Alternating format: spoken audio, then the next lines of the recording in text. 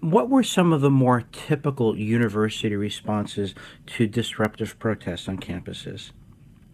Well, many of the universities let the encampments happen for a while before ultimately clearing them. Now, in some cases, it was sort of near the end of the semester. So, for example, at Northwestern University, this encampment was allowed to stay up for weeks. We actually had several reporters who went to, go to Northwestern, reported on it. There was like garbage everywhere.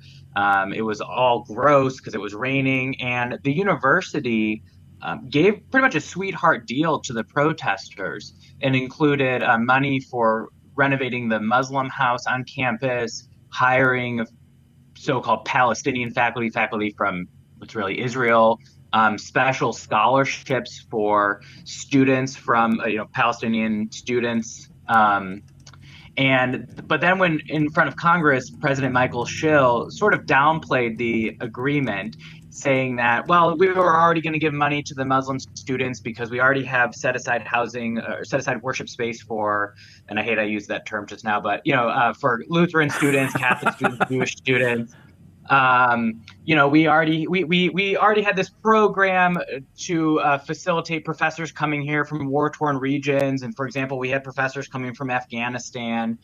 So, in front of Congress, President Schill either downplayed it or I guess you could say charitably, he explained it further. At DePaul University, not too far from Northwestern, the police eventually came in with garbage trucks and I guess city sanitation and hauled out all this trash.